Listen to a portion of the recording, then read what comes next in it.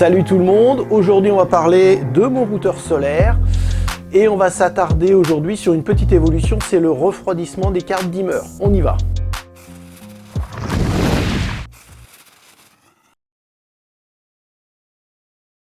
Je vous rappelle le principe de ce routeur, c'est de n'utiliser que des cartes du commerce qu'on trouve facilement pour se fabriquer un routeur solaire et de façon économique mais efficace. Dans cette deuxième vidéo, je vous propose de voir ensemble comment j'ai fait pour refroidir le triac qu'il y a sur ces cartes dimmer, puisque ces cartes sont capables d'encaisser une forte puissance, mais malgré tout, vu la taille du radiateur, on imagine bien qu'on ne va pas pouvoir envoyer une grosse puissance avec ce petit radiateur.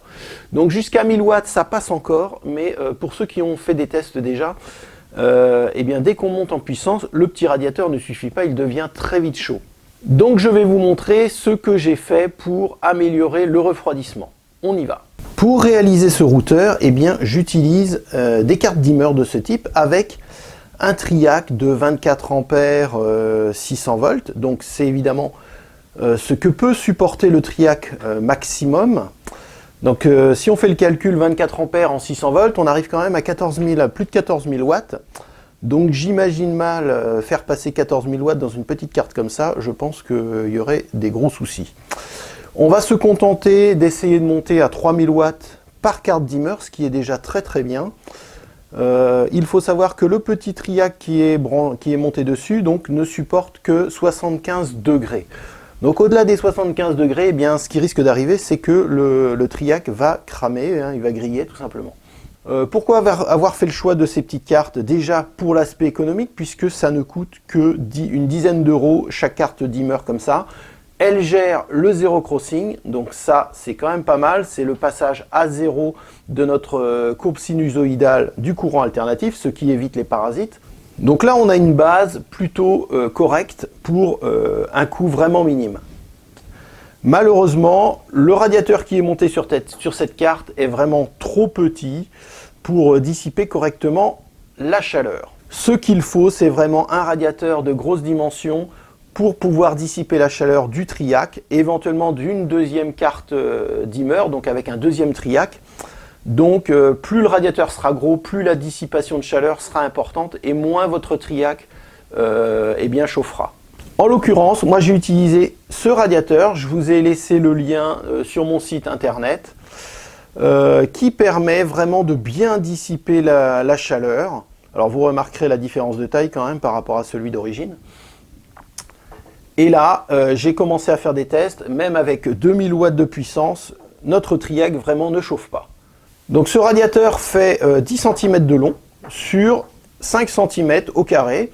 Donc après, si on veut passer éventuellement plus de puissance, mais même si on a deux cartes triac branchées sur ce radiateur, on peut éventuellement rajouter un ventilateur sur le côté pour dissiper encore plus facilement la chaleur. Là, en l'occurrence, avec un triac et ce radiateur, la dissipation de chaleur se fait vraiment bien. Voyons maintenant le côté pratique, comment on va adapter ce radiateur sur cette carte dimmer. Donc la première chose à faire déjà, il va falloir percer 2 trous à chaque extrémité du radiateur pour pouvoir le fixer sur le boîtier. Donc là, avec ce genre de radiateur, c'est relativement simple puisqu'il n'y a pas d'ailette au milieu du radiateur et ceci facilite vraiment le perçage et le montage sur le boîtier. Les 2 trous que j'ai percés sont au diamètre 3 mm avec, évidemment, il va falloir trouver des petites vis en 3 mm pour pouvoir fixer votre radiateur. De la même manière, il va falloir percer le radiateur au milieu pour fixer vos triacs. Donc pareil, en 3 mm ça suffit. Si vous n'avez qu'un triac à fixer, vous pouvez faire le trou au milieu. Si vous avez 2 triacs, vous équilibrez la position des triacs sur le radiateur. Donc déjà, la première chose à faire, ça va être d'enlever la petite vis qui tient le triac sur le radiateur.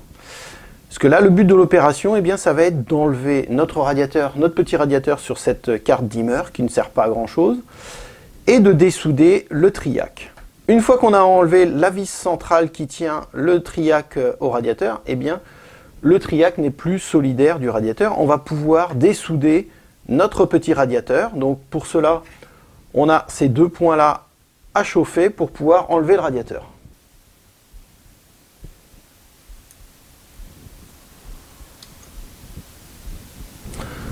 Donc on chauffe bien et le radiateur vient relativement facilement. On se retrouve avec notre carte dimmer sans radiateur. Ce qu'il nous reste à faire, c'est de dessouder notre triac. Alors de la même manière, eh bien, on va dessouder notre triac.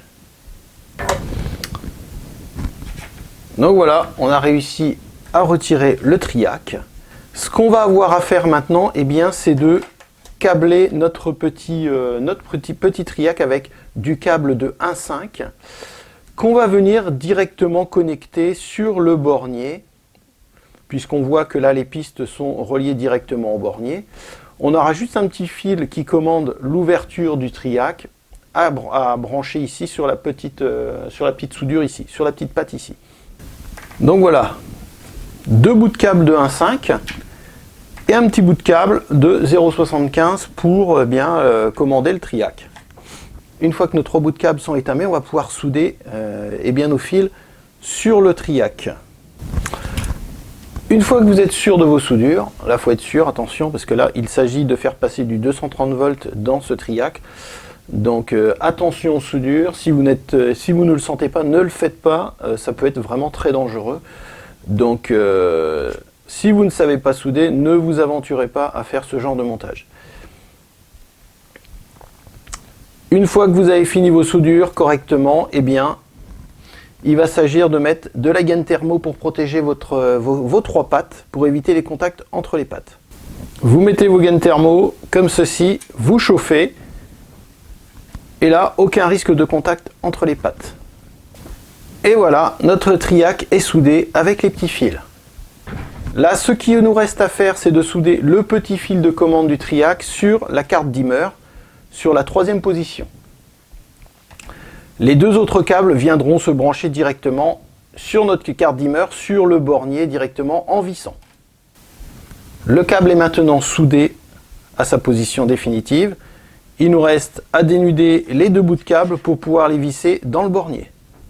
On a fait nos 2 trous dans le boîtier, on a fait nos 4 trous dans le radiateur. Eh bien, on va fixer le radiateur sur le boîtier pour le tenir fermement et pour pouvoir visser ensuite nos triacs sur le radiateur.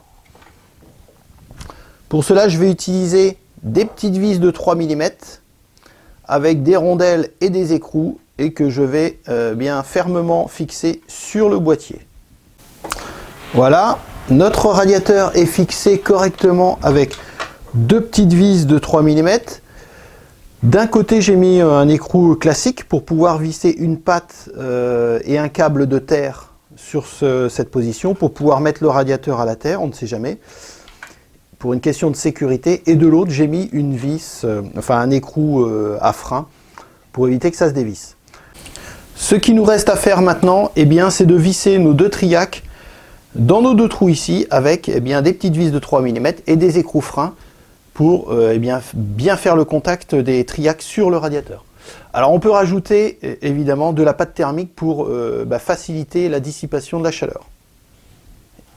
Et voilà, j'ai fixé mes 2 triacs directement sur le gros radiateur, donc en vissant fermement. Il faut absolument un contact parfait entre le triac et le radiateur.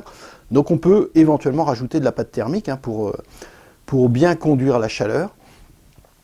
J'ai connecté mes fils sur la phase et sur la sortie, donc des deux côtés, sur les 2 triacs.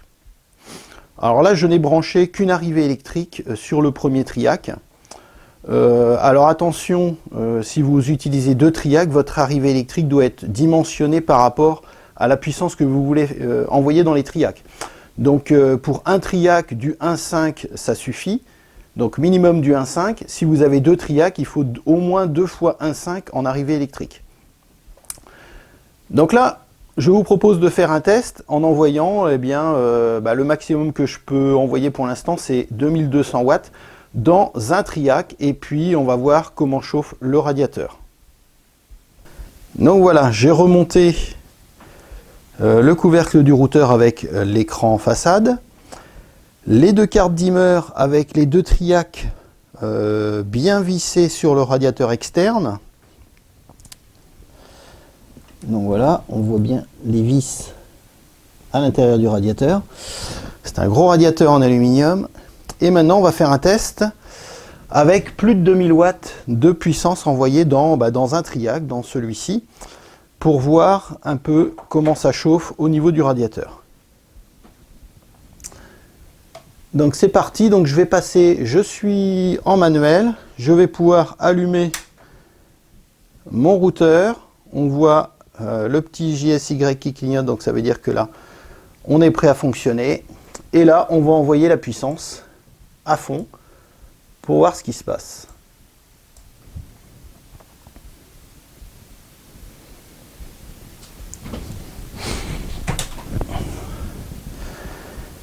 Et c'est parti, et là on voit qu'on est à 2200 watts. 2200 watts d'envoyer dans la première carte triac. Et là, donc on peut toucher éventuellement le radiateur. Donc là j'ai branché ce que j'avais sous la main avec donc un petit four électrique et le fer à repasser, donc j'arrive à 2200 watts. Et j'envoie la puissance maxi en manuel dans le dimmer pour voir ce qui se passe et voir si ça refroidit bien.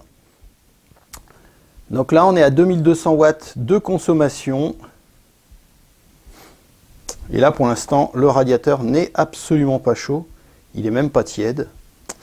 Donc je vous rappelle, si vous n'êtes pas sûr, ne faites pas cette manipulation puisque là on est quand même sur du 230 volts, donc c'est un courant mortel. Donc je ne vous conseille pas de le faire si vous n'êtes pas sûr de ce que vous faites. Donc voilà, le fer à repasser vient de couper, on est passé à 1000 watts en gros à la consommation du four. Et donc là, le radiateur n'est même pas tiède. Donc je vais couper l'alimentation pour mettre le doigt sur le triac, voir un peu s'il est chaud ou pas. Donc évidemment, on coupe toute l'électricité pour être sûr. Hop, donc là j'ai tout coupé et je vais regarder. Donc voilà, là j'ai le doigt sur le triac et le triac n'est absolument pas chaud et même pas tiède, je dirais. Là il est vraiment à température ambiante. Donc là on a une efficacité absolument remarquable du radiateur. Et donc là le radiateur fait vraiment bien son travail. À 2200 watts, là, le triac n'est pas chaud du tout. Donc là, on peut espérer envoyer sans problème les 3000 watts dans chaque triac avec un montage comme ça. Donc j'espère que cette vidéo vous a plu. Je vous dis à très vite pour voir l'évolution du routeur. Si vous avez commencé à faire le montage de ce routeur, n'hésitez pas à partager. Envoyez-moi vos photos et vidéos pour partager avec la communauté. Je vous dis à très bientôt. Ciao, ciao!